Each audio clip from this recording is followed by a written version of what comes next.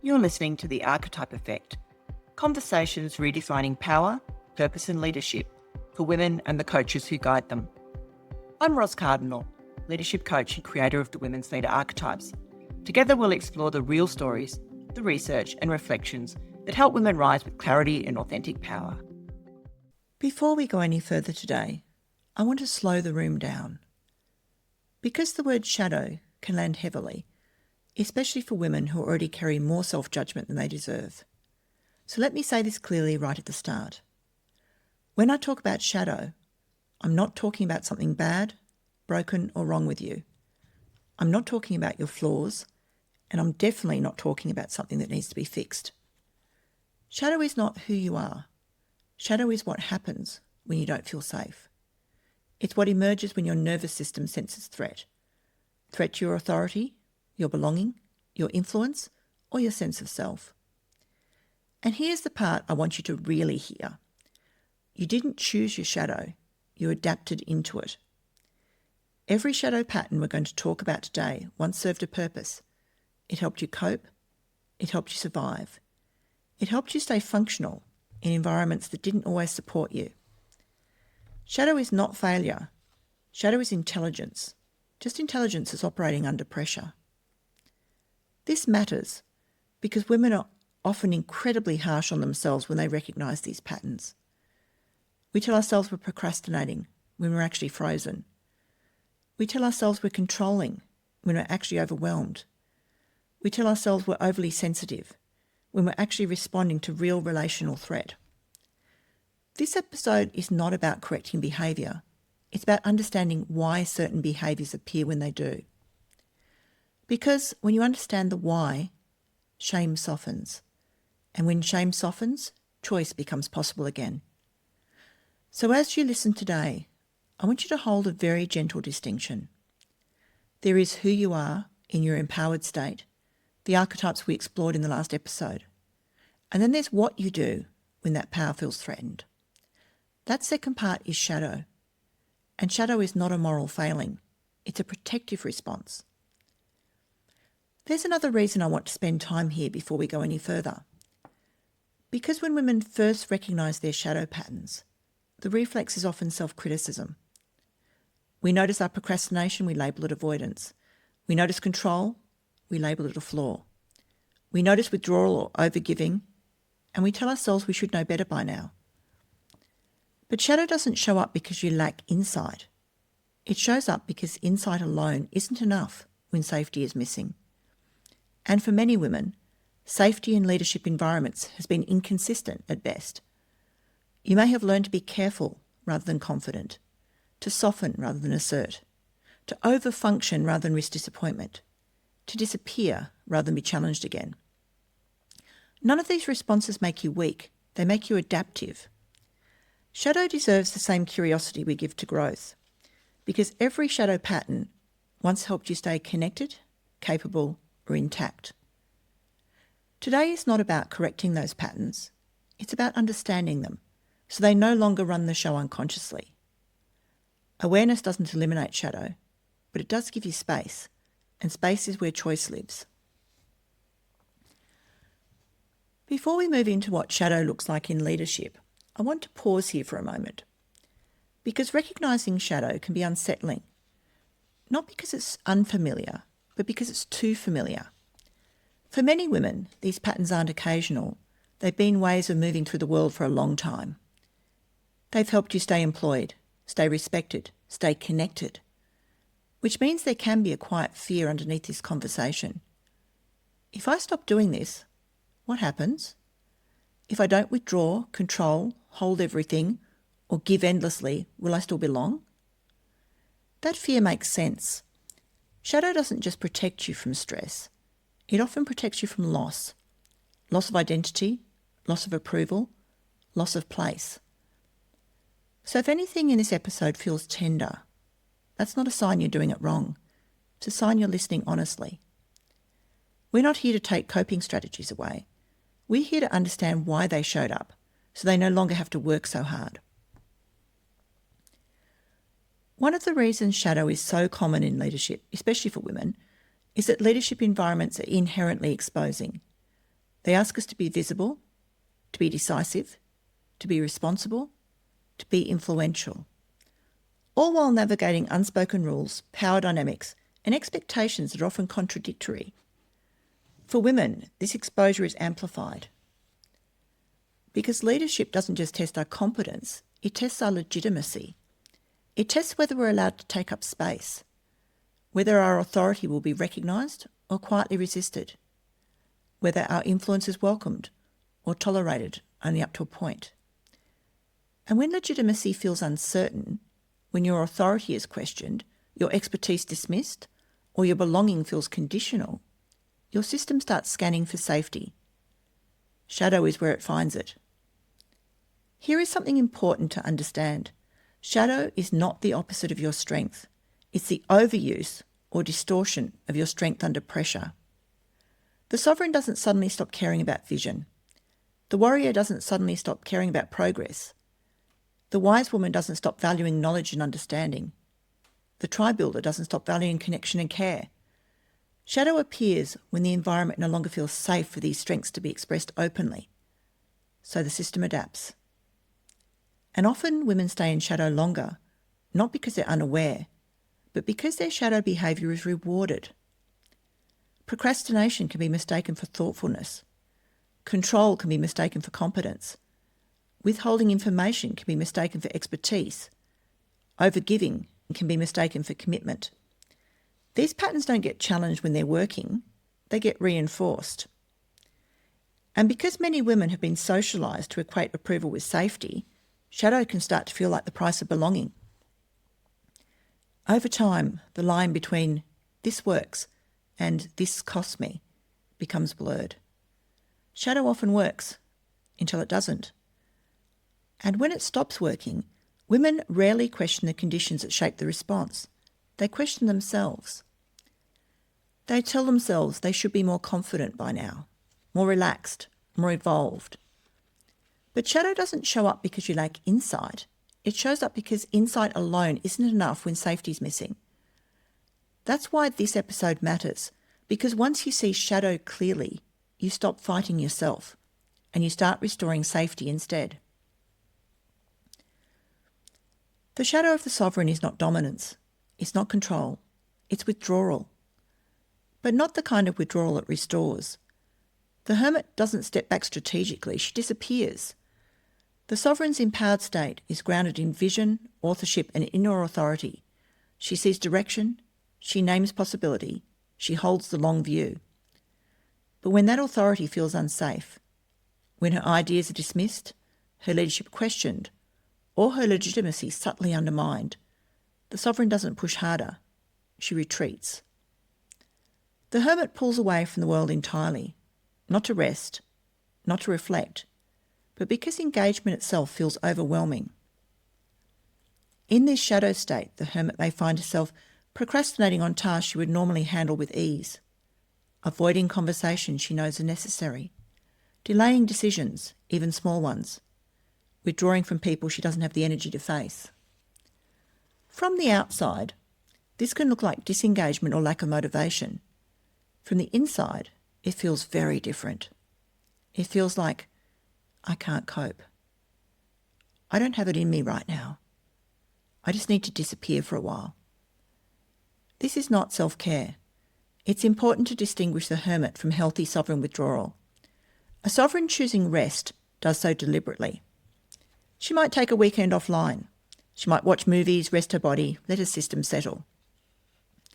That kind of withdrawal is restorative. The hermit is not restored by retreat. The hermit retreats because the world feels too loud, too demanding, too unsafe for authorship. She goes into the cave not to replenish her vision, but because stepping back into visibility feels unbearable. In this state, the sovereign's vision doesn't vanish, it becomes trapped. Ideas stall, momentum freezes, authority collapses inward. And this is where the experience becomes particularly painful. Because the hermit doesn't think, I'll do it myself. She thinks, I can't do this at all right now. There is paralysis here. Not laziness, not lack of capability. Paralysis. The hermit is a freeze response to a perceived threat. She is the sovereign protecting herself by becoming invisible. If you've ever noticed yourself putting things off that once felt straightforward, avoiding people or decisions you normally manage, retreating so deeply that even small actions feel heavy, your sovereign may not be failing, she may be overwhelmed.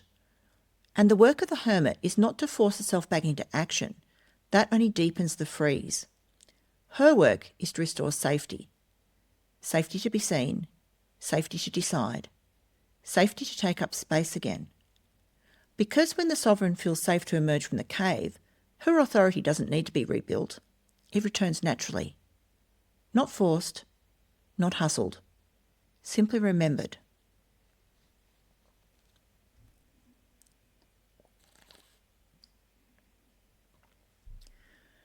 The shadow of the warrior is not aggression, it's control. The warrior's empowered state is about action, courage and protection. She moves toward what needs to be done. She stands between risk and safety. She acts when others hesitate.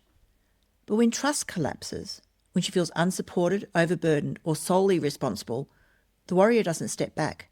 She tightens. This is where the tyrant emerges. The tyrant doesn't wake up wanting power. She wakes up feeling like everything rests on her shoulders.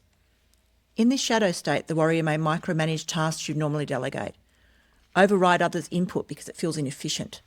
Step in, just to be safe, again and again. Become directive rather than collaborative. From the outside, the tyrant can look decisive, capable, in control. From the inside, she often feels tense, vigilant, and exhausted. The tyrant isn't driven by dominance. She's driven by fear of collapse. Fear that if she loosens her grip, things will fall apart. Fear that if she trusts others, she'll be let down. Fear that if she rests, she'll be exposed. Many women fall into this shadow after long periods of being relied upon without support. They didn't start controlling because they wanted power. They started controlling because no one else stepped up. The tyrant is a warrior who no longer feels held. And the cost is high. Because control isolates. It creates resistance rather than trust. And it leaves the warrior carrying more and more, alone. If you've ever noticed yourself becoming more directive the more tired you are, or felt irritation towards people you used to collaborate with easily, your warrior may not be failing. She may be protecting what she doesn't believe anyone else will. The shadow of the wise woman is not withdrawal, it's containment.